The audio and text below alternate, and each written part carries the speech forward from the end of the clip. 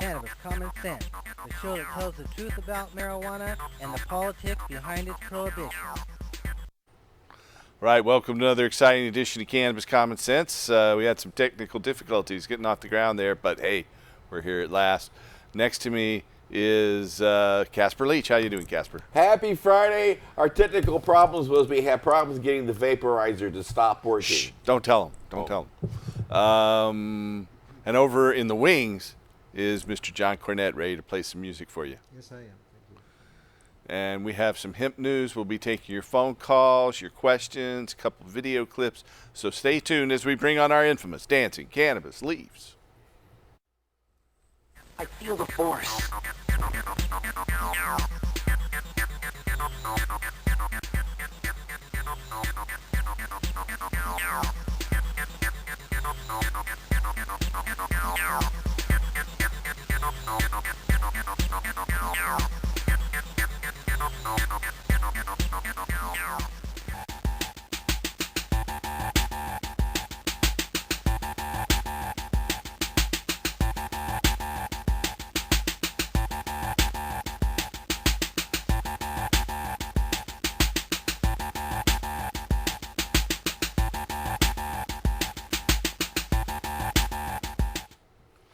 Well, the big news this week, for the first time, a major party's presidential candidate has come out in favor of legislation to legalize marijuana. Democratic presidential candidate Bernie Sanders announced on Wednesday that he's introducing legislation to the Senate that would remove marijuana from the list of federally controlled substances in marijuana prohibition and let states set their own policies without federal interference.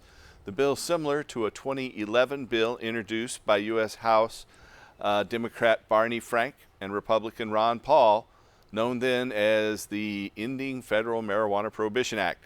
It's the first bill ever introduced in the U.S. Senate to end the failed war on cannabis.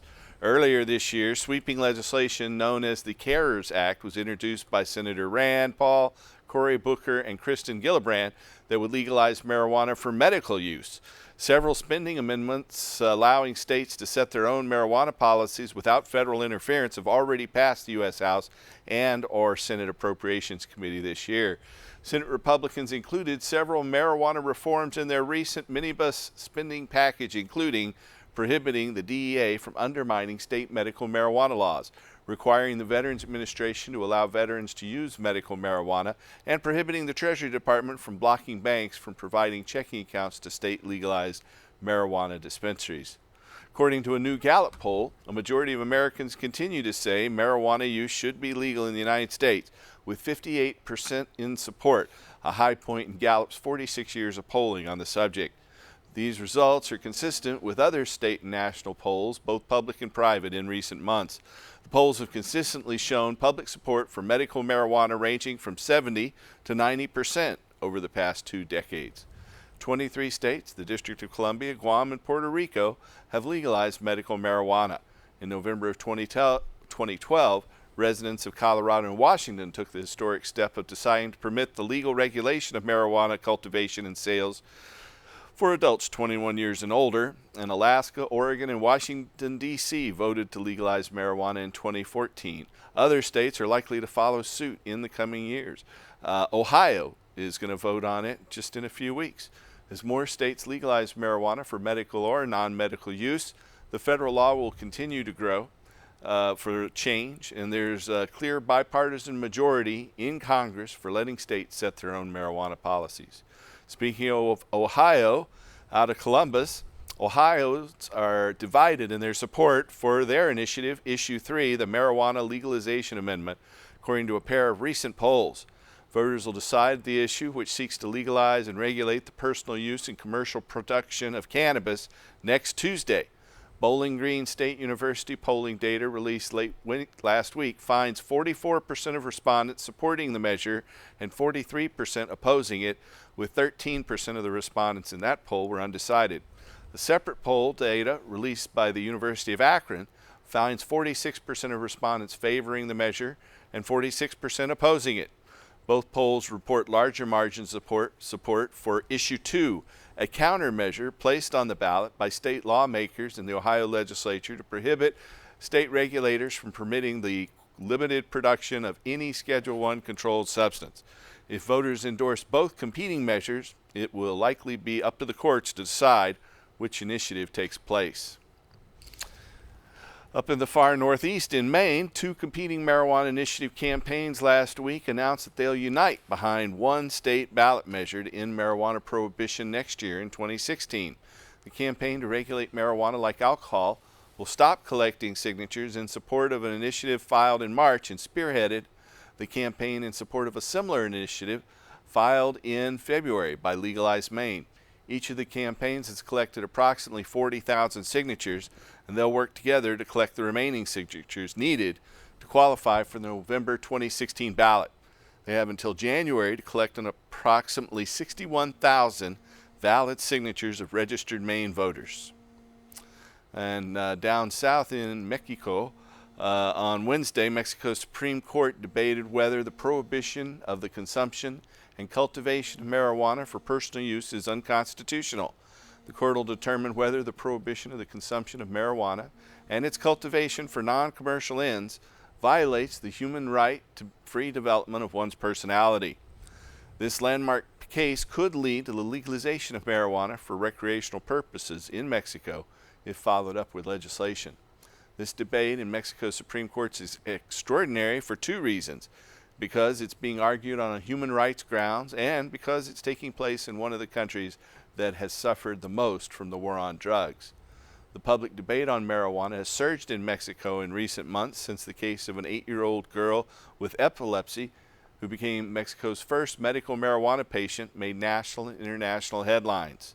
The Mexican government granted the right to import and administer a cannabis-based treatment for this young patient. It is unprecedented for the Supreme Court of Mexico to introduce a human rights dimension to the debate on drug policy. If the court recognizes that the prohibition of marijuana consumption and cultivation for non-commercial purposes limits the right to the free development of one's personality, it may determine that various articles in the General Health Act are unnecessarily punitive. This could give citizens the possibility to cultivate marijuana for personal use without having to turn to the underground market. Marijuana reforms gained unprecedented momentum throughout the Americas. Here in the United States, Colorado, Washington, Alaska, Oregon, and Washington, D.C. have legalized marijuana for adults. And in December of 2013, Uruguay became the first country in the world to legally regulate marijuana. Just last week in Canada, the new Prime Minister, Justin Trudeau, and his Liberal Party have promised to legalize marijuana in their new ascension to power. There are currently medical marijuana legalization bills being debated in Brazil, Chile, Colombia, Costa Rica, and Mexico. That's the end of our Hemp News segment tonight. We're going to jump over to Mr. John Cornett. Hey, John. Hey, Paul, how you doing? Very well. How are you? Pretty good. I'd like to. You got your harvest in. Yes, I did. Oh my God. That was some It's work. raining too out there in Pine Grove. But not when you were harvesting. There was a little bit of it. Was a little. We got tinkled upon, I guess you could say. You know, I'd like to dedicate this song to Castor.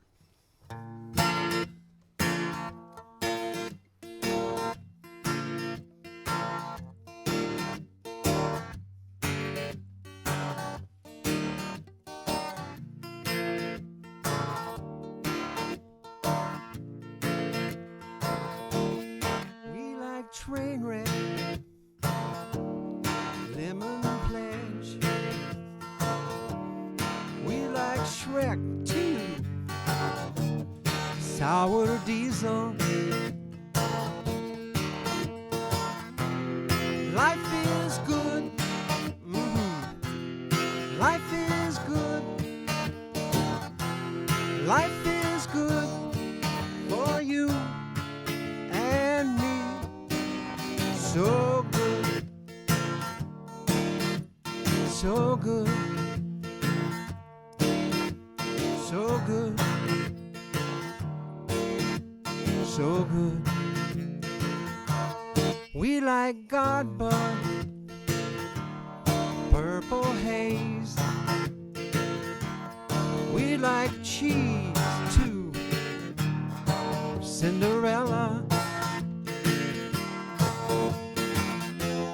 Life is good.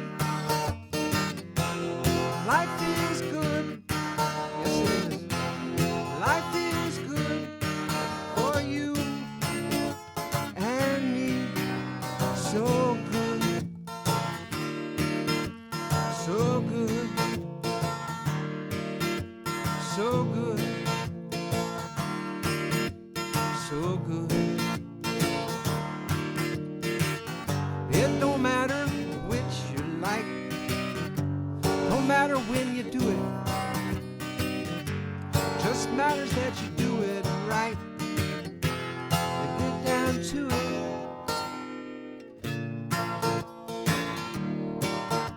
So good, so good, so good. We like train wreck, purple haze. We like Shrek too, sour diesel. Do a lot of that. Life is good. Life is good. Life is good for you and me. So good. So good. So good. So good.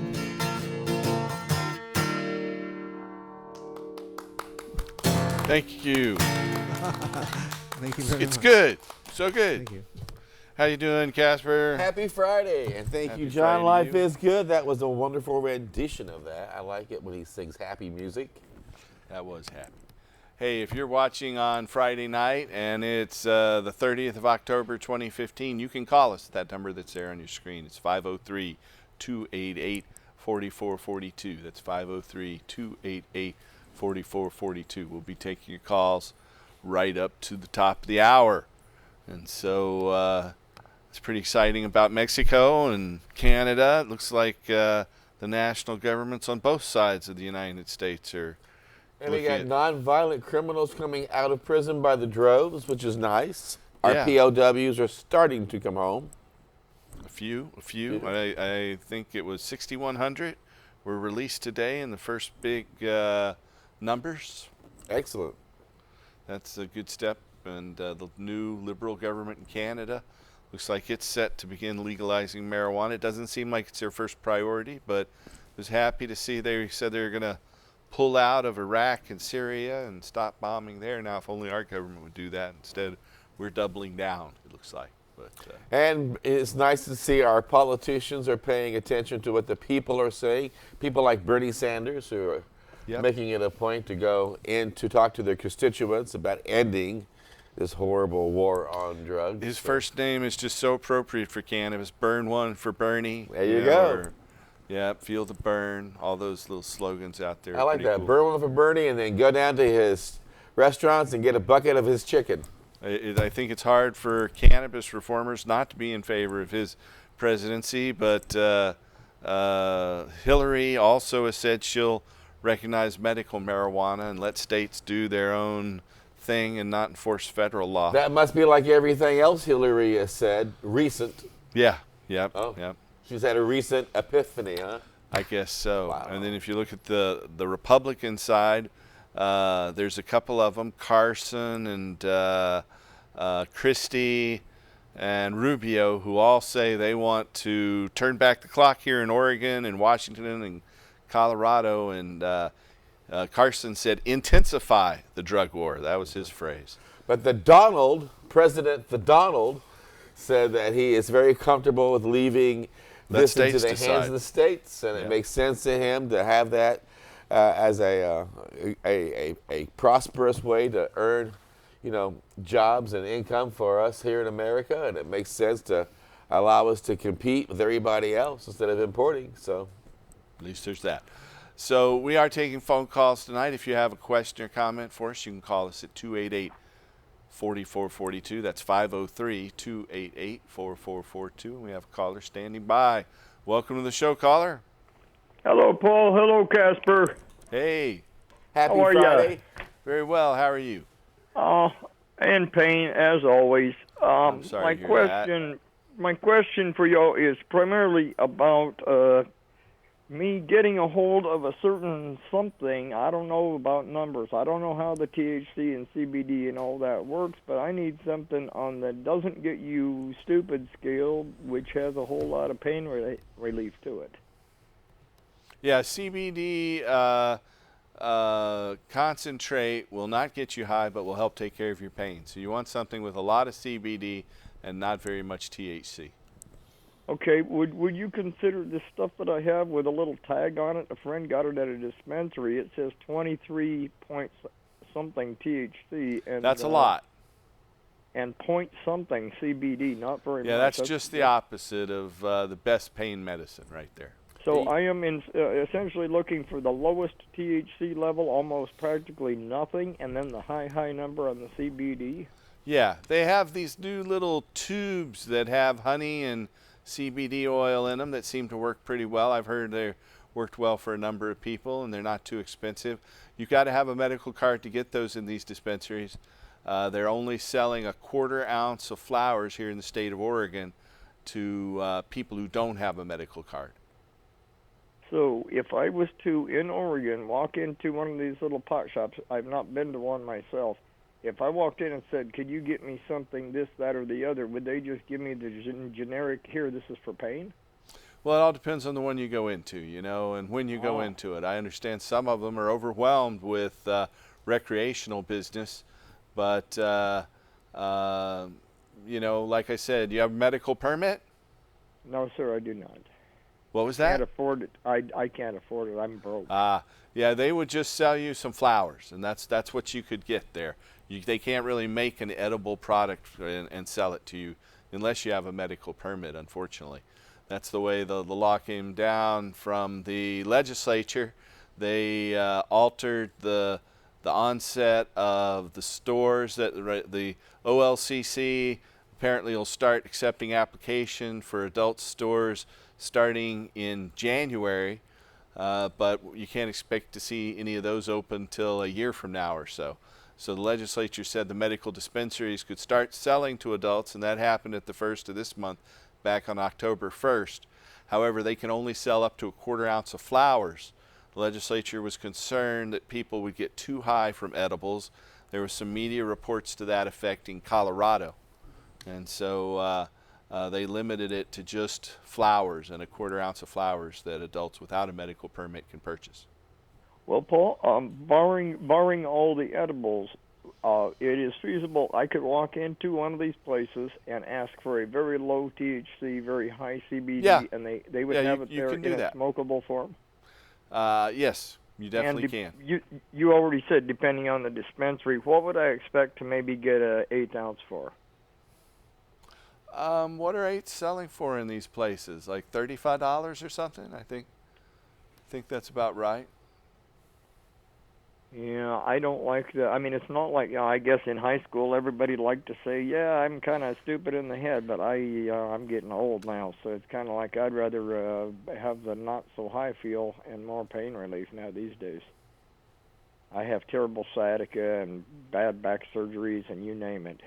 Mm-hmm. Well, it's a shame they've priced the medical marijuana out of your price range. You know, the state fee of $200 is just way too high. You go to some states like Hawaii and Montana, and it's just $25 or $35. Yes, I get you. Okay, well, I know you got other callers to come through, but I say thank you, Casper and Paul. Thank you for everything you've done and you continue to do, and bless y'all. Thank you. Thanks for your call. Good luck. All righty. Thank you. Night-night. Good night. Yeah, it's a shame the program's so expensive. Hopefully someday that price will come way down. But it is still cheaper than hiring a lawyer and going through the court system like you have to in other states if you get caught with an ounce of marijuana. And here with your medical marijuana card, that's for like 12 months. So it is rather expensive. But I've also learned that your caregiver is to give you your medication for free. And if you've got a good caregiver, that's $200 for 12 months worth of marijuana. So that breaks down to a very, very inexpensive fee at one point. Yeah. We have another caller. Welcome to the show, caller. Yes. Hey, how are you? Okay, the question I have is I'm currently using antidepressants. I'm working with my doctor to handle chronic depression, and certain of the antidepressants are not really working for me, and I've discovered in the meantime, while I'm working with my doctor, that smoking hash, controls the depression if my antidepressants aren't working. Mm-hmm. And I've talked to my doctor about it, and his only concern was the damage to my lung from smoking it. Is there a way to vaporize hash? Yes. Yeah, you can. It's kind of like dry ice. It vaporizes a long time and kind of slowly. But yeah, you can certainly vaporize hash. In fact, when you vaporize marijuana, what you're doing is actually extracting the resin or the hash from the plants. So you could directly vaporize marijuana, and what you're inhaling is what the hash is already. Okay. I actually have checked with a couple of the dispensaries to get their opinion on it, and what I've really heard is that the vaporizers that they carry only work with the flower, and there's a process called rosin, R-O-S-I-N, to break the hash down. But are you saying that basically if I got a vaporizer that worked with marijuana, I could use it with hash also? With Yes. the flower? Yeah, definitely. Okay, great. Thank you. You're welcome. Good luck. Hey, we have another caller. Welcome to the show, caller. Hi, guys. Howdy. Glad for all you've done over the years, and Thank you. My question was if you guys knew when the shatters and the waxes and the edibles and would be available recreationally. Probably when the OLCC licenses these stores. They're going to start accepting applications in January. It'll be a whole new production system. They're going to have to license growers and processors. I think probably about this time next year we can expect to see some of these stores opening up. Probably about this time next year. Yeah. Okay. Well, kind of sucks that it takes so long, but that's where we're at. Hey, well, thank you guys. Keep up the good work. At least the Oregon legislature's allowed the medical dispensaries to start selling flowers to adults. That's a step in the right direction, there's no doubt.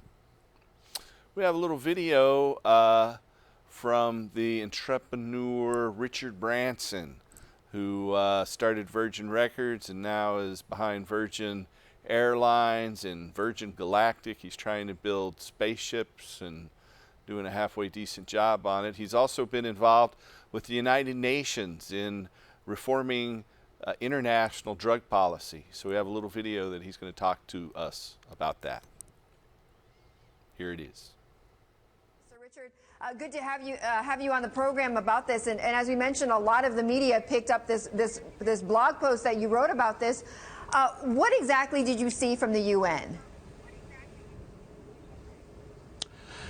The UN were putting out a very strong statement yesterday saying that the criminalization of drugs, for people taking drugs, was both harmful and unnecessary, and has done an enormous amount of damage. Now, this is the very body, the UNDP, that has been in charge for the last 50 or 60 years of overseeing the criminalization of people on a worldwide basis. So, right. So it's a very, very powerful statement saying that drugs should be treated as a health problem. People who have drug problems should be able to come forward and be helped, and they should not be criminalized anymore. And that they say should apply to all drugs. So to your understanding, they revealed this to you, to the BBC, and a few others, and they were supposed to unveil this report yesterday? Yes. I mean, I did interviews with the BBC, with one or two other people that had been given this statement. And the report was meant to have been revealed in Malaysia at a big drug conference yesterday. It hasn't been, and the reason I'm going public is that I'm extremely worried, as are other people from the Global Drug Commission and other people who've been working in this area, that a country or two may be trying to suppress this report. When you have the most influential body at the UN coming out saying that drugs should be treated as a health problem, it's important they stick by it and that they're not influenced unduly by one or two individual countries, who disagree with them. Am I close if I say that's the U.S.? I'm not going to say because I actually don't know which countries. We believe it's one country that's put an inordinate amount of pressure on them to stop this report coming out. But we've now just published the report on our website so that it's there for anyone to see. And it's a very powerful, very sensible report. I mean, for instance, heroin. I mean, in countries where they treat heroin as a health issue and not a criminal issue, like Portugal and Germany, and they're getting on top of the problem, and they've reduced the amount of heroin addicts dramatically, and they've managed to stop the spread of HIV and hepatitis C and other illnesses. So we very much hope that the UN will be brave, that they'll get the report out today or tomorrow. But you've released it. But Sir Richard, and stick with what. Did I just hear you say, though, that you've gone ahead and released it? We have just posted it on my website so that people can see what the UN think and what they believe. And if there's a country that's trying to suppress it, the report is there to see what the UN really think. And hopefully the UN will now stand by the report that they were meant to have put out yesterday. So you've done that, though, without their permission? I was never given it myself in confidence by them. I managed to get hold of the report, and I think it's very important that the world sees this report, because there are literally millions of people who get punished every year. They get criminal convictions. They end up in prison. In some countries, they get executed unnecessarily. And the UN have said very clearly that criminalization is harmful and it's unnecessary, and I think it's important that the world knows that's what they believe and that's what they wanted to put out. And if there's one country trying to suppress it, that country shouldn't be allowed to suppress it. The UN's an independent body that is there to benefit all of us. What do you think is the economic impact of this type of report? I mean, what do you think could be not only the impact on drug policy around the world, but the economic impact as well if you turn... So that was Richard Branson talking to Bloomberg News about this drug report. I guess we can go look at it out on Branson's website. So that's interesting with an abrupt end there. And we have another caller. Welcome to the show, caller. Hello, caller. Maybe we don't have a caller. Why not? Hello? Oh, there he is. Hello. I was wondering about, I got to go take a physical. You know anything about, do they give drug tests when you take physicals and stuff like that now? Usually not. No. They don't. So that answers that. Okay, that's kind of what I wanted to know. I understand. No, they don't test that. They do blood work, but they're not looking for marijuana. I guarantee you that. Right. They're looking to see if insanity runs in your family. Thank you. You're welcome. You're welcome. So you haven't been able to pass a physical in some time. I have right? never had a legit really. job because of that. No. I see. Catering, fast food, and the marijuana industry. Okay. If you have a question or comment for us tonight, we got about 20 minutes left. You can call us. That number that just popped up on your screen, it's 503-288-4442. That's 503-288-4442. If you want to find out more about marijuana reform, you can call our political line at 503-235-4606. That's 503-235-4606. If you're interested in finding a doctor who can help you get a medical marijuana permit, then you can call us toll free at that number on your screen now. It's 503, it's 1-800-723-0188. It's 1-800-723-0188. If you're here in Portland, you can call us locally at 503-281-5100. Again, you want to call in the show, though, It is 503-288-4442. We do have an online show. You can watch us on Ustream.tv. If you have a question, you can type it into the little chat box there, and through the magic of technology, we'll try to answer it here. And we have a studio audience. If you'd like to come down and see the show live, you can come down any Friday night we're here, which is about 45 weeks out of the year, and come down to 2766 Northeast Martin Luther King Jr. Boulevard and be part of the audience. And then there's a microphone off to the side. You can ask us a question. And we have Judy standing by ready to ask a question. Hello, Judy. Hey guys, thanks for doing another great show tonight. Thank you. So admittedly, I did miss a little bit, but I just dying to ask you. You know, I'm always wanting to know, what are they doing in Salem? Now, of course, we're not in session right now. Exactly. But that doesn't mean that there isn't talk, there isn't discussion, and of course, we know the OLCC never sleeps. Yeah, the OLCC is at work trying to curtail marijuana sales, even though they've been put in charge of it. They really didn't want to be put in charge of it, but they are. But there's talk in the legislature of redrawing the OLCC's mandate. They passed a mandate recently that would require 50% or more ownership of new Oregon recreational dispensaries.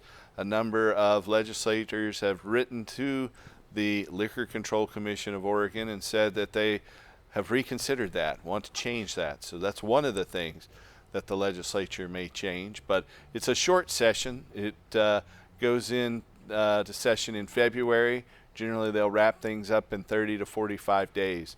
So we'll see what comes of that. Well, and if they made it a joint session, they'd probably come out of there with a lot better attitude. Uh-huh. You know what? That video with Richard Branson froze up halfway through it. So no, it didn't. What are you smoking? That's what they tell me. Oh. So they say they have it queued, ready to go again. Really? So let's see what Branson has to say. Oh, okay, cool. Well, countries that treat it as a health issue get people off drugs and back as useful members of society again, and that's of benefits to the countries.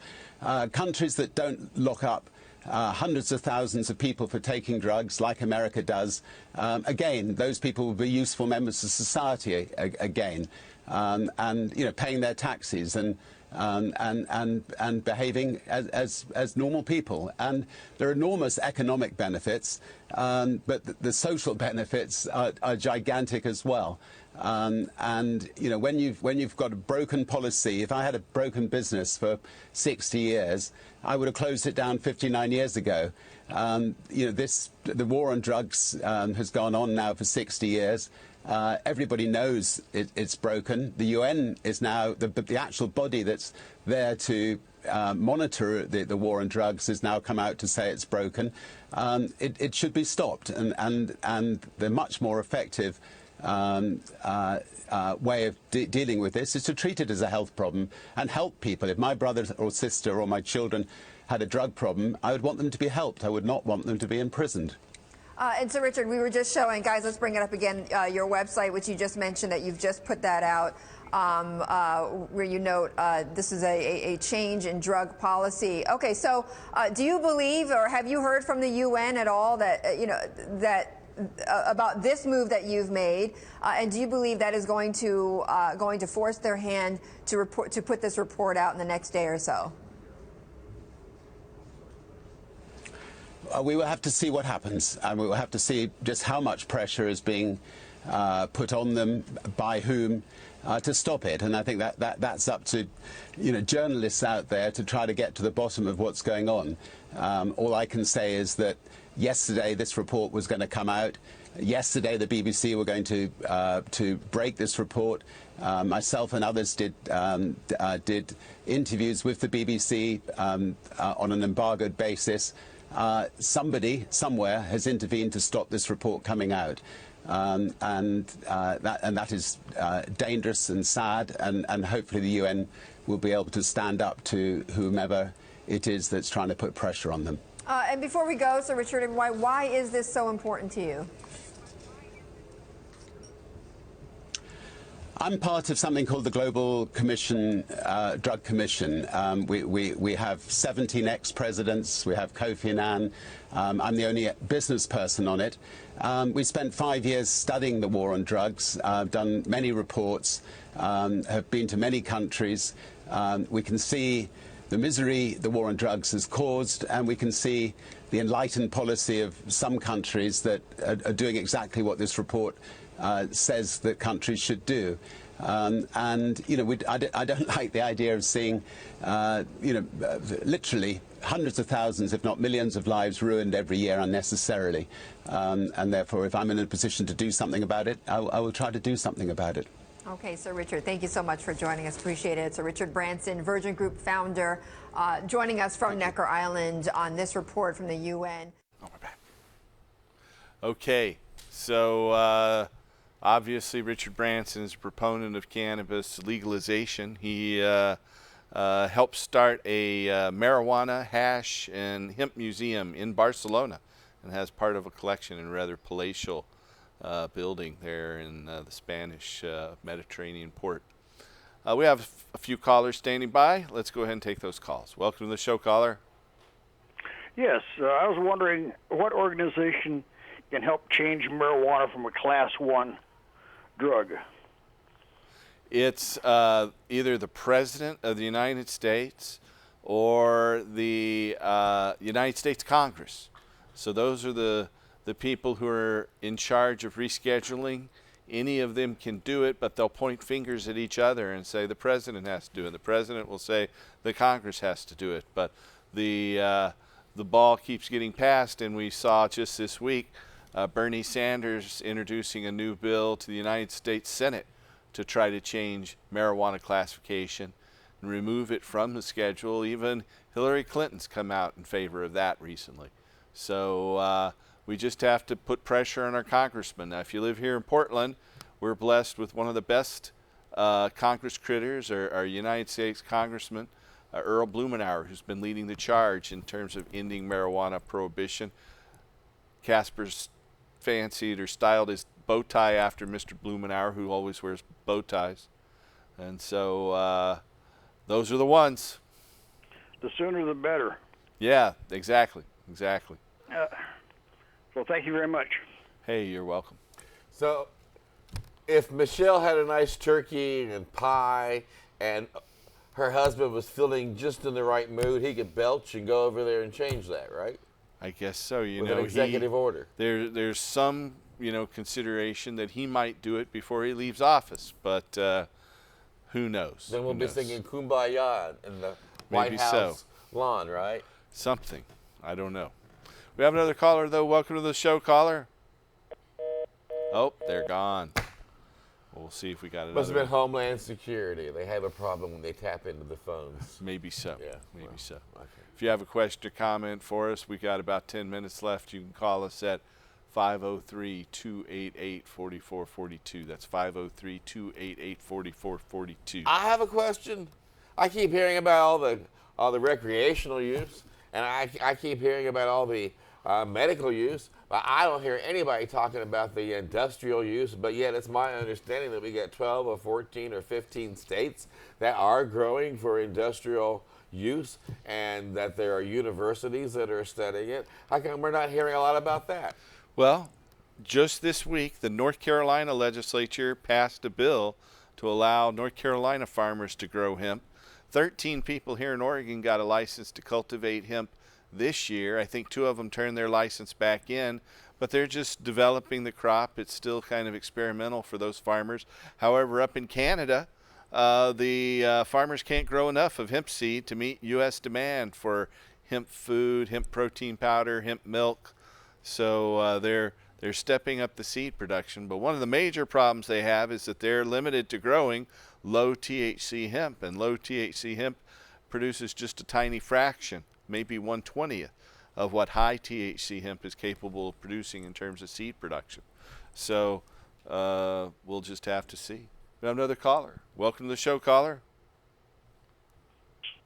Hello, caller. Hello, is it me? It's you. That's you. I'm Caleb. I was just calling because I'm a Class A felon for distribution of marijuana to minors when I was just 18, Uh-huh. and I was wondering if I could get that cleared. At the time, did they specifically say in the indictment that it was distribution to minors?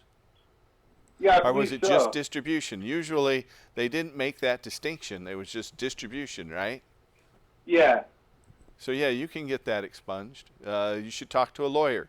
Lawyer can go into court, assuming you haven't been charged in the last 10 years. The legislature passed a amendment to one of their bills in the last legislative session that allows marijuana felons to have their record expunged. So I recommend you talk to an attorney and see about getting that done. Oh, thank you. You're welcome. Now, that's Right. a blessing. Oregon's legislature became the first to allow marijuana felons to expunge their record. And so I love Oregon. It seems so progressive on so many different levels. It is an awesome place to live. And if you're living anywhere other than Oregon, I feel sorry for you. well, you moved here from Indiana. Yes, and it's a great place to be from. Yes. So you have a radio show and program. You want to tell our audience about that? I do. We're doing all kinds of groovy things at the Time for Hemp Global Broadcasting Network. Starting next week, we will be growing marijuana on our site. You can log on to our website, find the URL. There's a camera focused on a lovely garden, and you can watch it get big and fluffy and turn into buds and watch it be harvested, and then watch the crew that harvested it sit down and smoke it, probably. And so make it a point to share that with your friends. Skunk Magazine's program debuts next week on the Broadcasting Network Thursday at high noon Pacific Standard Time. And Mark Emery's programs airing every week now. And of course, Judge James Gray's on the network, as well as so many other great people. And like a good joint, marijuana is always best with shared with friends. No, I'm sorry, I'm high. Let me do that again. Like a good joint, Time for Hemp is always best with shared with friends. And make it a point to let your friends know to go to timeforhemp.com. We're the only 24-hour day, 7-day a week, all cannabis, all the time, broadcasting network on iHeartRadio. And thank you for the long, shameless plug, Paul. You're welcome. I know we just taped a show yesterday for your Time for Hemp show with Lynette Shaw, who started the Marin Alliance for Medical Marijuana. Has been fighting a 14-year battle with the federal government, and she won. She fought the law, and she won finally. The federal courts ruled in her favor and says she can reopen her dispensary. So they even said the IRS was acting in a criminal manner. Yeah. How unusual is that? Yes, really agitated the judge.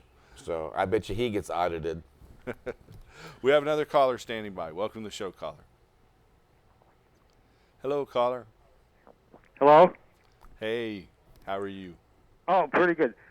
I wanted to ask, yeah. Go ahead. I saw you wave. I wanted to ask about medical marijuana usage for back pain. Mm-hmm.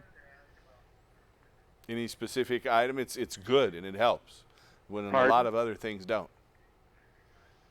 Specifically, the higher CBD content will probably help control the pain a little bit more, though THC might brighten your day and help more with depression. Or, unfortunately for me, it's a bad side effect that it's an appetite stimulant. Okay. How would I go about procurement for back pain? Well, you can get some marijuana and cook it and eat it. That's one way to do it because it works better and longer when you cook it and eat it. Or if you have a medical marijuana card, you can go to one of these medical dispensaries and buy cannabis foods and things like that. And if you don't have a medical marijuana card, then we have doctors who can help you get one. You can get more information about how to get a medical marijuana card by calling that number here locally, 503-281-5100. If you're outside the Portland area, we have doctors all across the USA, and you can call us toll free at 1-800-723-0188. And do some of those hemp bombs work? You know, you can buy those through Hemp Ease, and there's other outlets. Yeah, there's a few out there. There's some hemp bombs that you can run onto your joints and other parts of your body that are in pain. And topicals were very really popular. help, right? Johnson & Johnson used to make cannabis-based topicals back before marijuana was prohibited, and there were literally hundreds of different topical cannabis products that help to some degree. Your numbers were flashing pretty fast there across the screen. I've got one number, let's see, 503-723. Are you in the Portland area? And 503? I didn't get the last part of it. 503-288. No, that's the call number to call. 281-5100. That's 503-281-5100. Make it a point to call in during business hours, and someone will be there to help you take care of any questions that you may have. Or you can leave a message, and someone will call you back tomorrow probably. It was 723-0188? That's the toll-free number. And so you can call 1-800-723-0188. That's the toll-free number. Okay, and we can inquire. I can inquire about medical marijuana for back pain there? Yes, you can. Okay. Hey, thank you very much, and God bless you guys. God bless you. Thanks for calling. Okay, so you've talked about your network. What's the website address again? Time4hemp.com. Make it a point to share that with your friends. We've also got a Google Plus outlet. We got Google apps that you can download, and Android app you can download. We're also on Roku TV. iHeartRadio's also on Roku TV, so you can find the Time for Hemp Global Broadcasting Network either in video or audio format now on the Roku TV network. So there's all kinds of ways to enjoy us on the go. Just make it a point to go to our website and find the app that's best for your smart device. Thank you, Paul. So we have Mr. John Cornette is standing by waiting to play another song. We're down to just a couple minutes left, so we're going to let him do that. I want to thank you guys for watching. We'll be back with another exciting show next week. And until then, help us restore hemp. Night.